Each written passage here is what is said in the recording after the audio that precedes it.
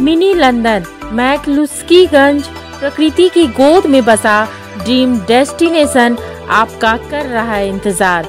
आइए अपने यादगार लम्हों को बिताइए ड्रीम डेस्टिनेशन में। राजधानी रांची से महज 50 किलोमीटर दूर आपका अपना ड्रीम डेस्टिनेशन।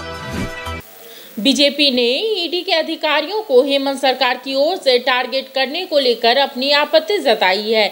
मीडिया में आई खबरों के अनुसार हेमंत सरकार की ओर से ईडी के अधिकारियों के खिलाफ नक्सलियों से मदद लेने का भी आरोप लगाया है। इसके साथ ही झारखंड में संवैधानिक संकट आने की भी दावे किए गए हैं। और मुझे लगता है देश के इतिहास में कभी ऐसा नहीं हुआ होगा।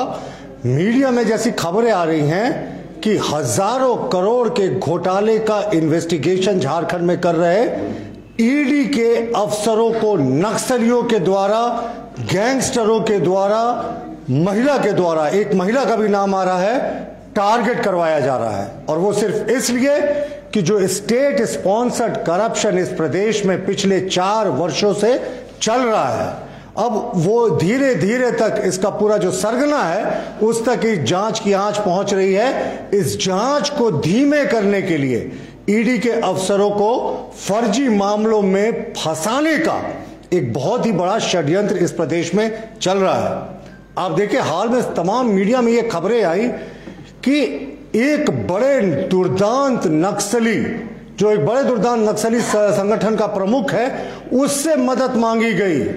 उससे बात की गई कि आप अपने सहयोगियों को ईडी के अफसरों के घर के बगल में रखवाने का कृपा करें, उससे फिर उसके बाद ईडी के अफसरों को हम टारगेट करेंगे। इस राज्य का एक बहुत ही बड़ा जो दुर्दांत गैंगस्टर है, उससे मदद लेने की खबरें आ रही हैं। उससे कहा जा रहा है कि तुम ईडी के अफसरों को, और अफसरों ही नहीं साहब, कितना गिर गया ये सिस्टम कि अफसर ही नहीं, उनके परिवार के सदस्यों को भी टारगेट करने के लिए कहा जा रहा है। और बताया जा रहा है ये सारा कुछ जो षड्यंत्र हो रहा है, वो जेल में बैठे जो कभी सत्ता के शीर्ष पर दलाल हुआ करते थे, आज उन्हीं के शय पर ये पूरा षड्यंत्र हो रहा है। ये बेहद ही चिंतनीय है। इससे पहले भी जिस समय लालू प्रसाद यहां पे जेल में बंद थे, तो डायरेक्टर के बंगले को, केली बंगले को जेल नोटिफाई कर दिया गया था, और वो तो खुला दरबार था, वो तो रिजॉर्ट की वहां सीन्स खबरें आती थी। उसी तरीके से वर्तमान में भी राज्य सरकार के संरक्षण में जो जेल है, वो इन सत्ता के दलालों के लिए ऐशो आराम का जगह मिल गया। बाहर सरकार आम जनता का बैंड बजा रही है, और भीतर ये सत्ता के दलाल अपने जन्मदिन पर बैंड बजाकर खुशियां मना रहे हैं। तो ये सरकार की स्थिति हो गई है। और ये कभी ना भूतो ना भविष्यति, ऐसा कोई घटना, कभी कोई केंद्रीय एजेंसी जो भ्रष्टाचार की जांच कर रही हो, उसको आप नक्सलियों से टारगेट करवाने की मांग करेंगे, सोच रखेंगे, गैंगस्टरों से टारगेट करवाने की सोच रखेंगे। और खबरें तो यहां तक आई कि एक महिला को यह तैयार करने की कोशिश कर रहे हैं कि उनको फर्जी मुकदमे में ईडी के अफसरों को फंसाया जाए, ताकि ये जो जांच है, ये जो अंजाम तक पहुंचने वाली है, ये ढीली पड़े। लेकिन ये भूल जाते हैं ये मोदी जी का न्यू इंडिया है, यहाँ करप्शन से कोई कॉम्प्रोमाइज नहीं है। इस तरह की फर्जी मुकदमों से कोई कभी नहीं डरने वाला मोदी जी के न्यू इंडिया में।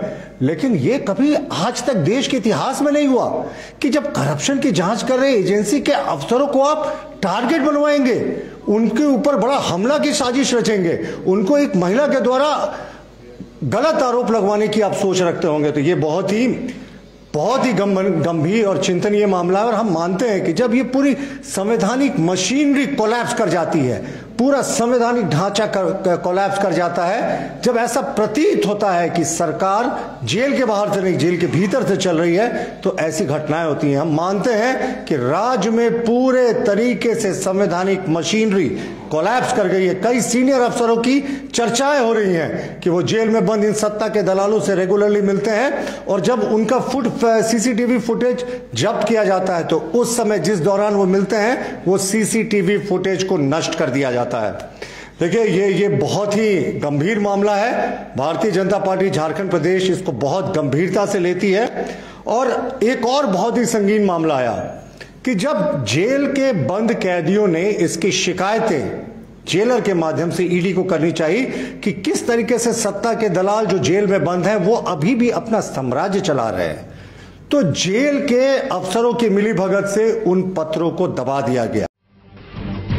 जब टूटती है आस, जब थकती है सांस, जब रूठते हैं अपने, मुंह मोड़ता है जमाना, जब अंगड़ाई लेता है संकल्प, फिर बनती है कहानी, बनते हैं अनमिट निशान।